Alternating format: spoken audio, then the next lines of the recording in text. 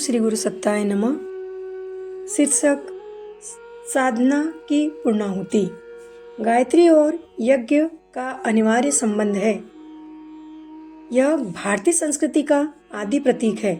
गायत्री को भारतीय संस्कृति की जननी कहा गया है, तो यज्ञ को संस्कृति का पिता। भारतीय धर्मानुयायी के जीवन में यज्ञ का बड़ा महत्व है। कोई भी कार्यक्रम बिना यज्ञ के पूरा नहीं होता।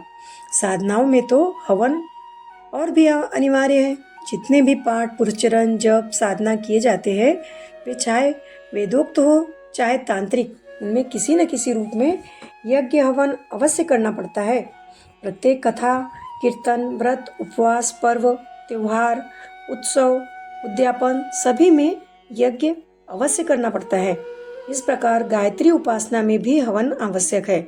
अनुष्ठान या पुरस्चरण में जप का 10वां भाग हवन करने का विधान है। यदि इतना न बन पड़े तो शतांश हवन करना चाहिए।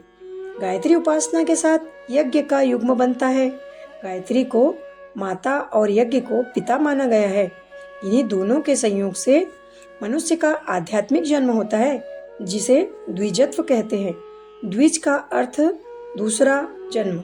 जैसे अपने शरीर को जन्म देने वाले माता पिता की सेवा पूजा करना मनुष्य का कर्तव्य है, उसी प्रकार गायत्री माता और यज्ञ पिता की पूजा भी प्रत्येक द्विज का आवश्यक धर्म कर्तव्य है।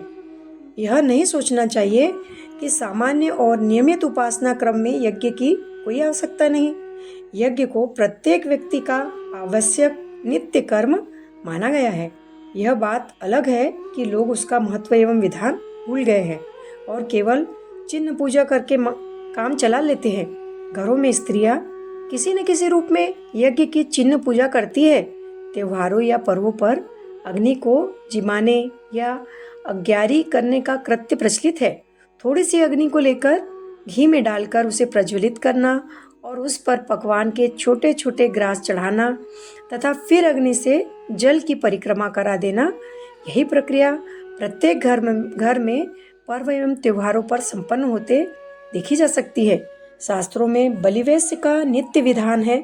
प्रतिदिन भोजन बनाने के बाद बलिवेश्य के लिए अग्नि में आहुति देनी होती है। इस प्रकार यज्ञ को कहीं न कहीं अनावश्यक नहीं माना गया है, बल्कि उसे तो और भी आवश्यक अनिवार्य बताया गया है। अस्तु अभियान साधना में निरत साधकों को अपने अनुष्ठान की पूर्णाहुति यज्ञ से करनी चाहिए और फिर अगला अनुष्ठान आरंभ करना चाहिए।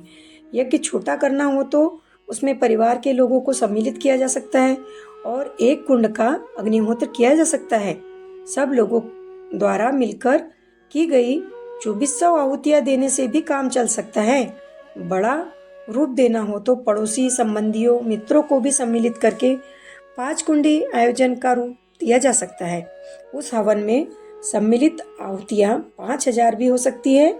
अलग से प्रबंध न करना हो तो किसी बड़े सामूहिक आयोजन में भी पूर्णाहुति का नारियल चढ़ाया जा सकता है।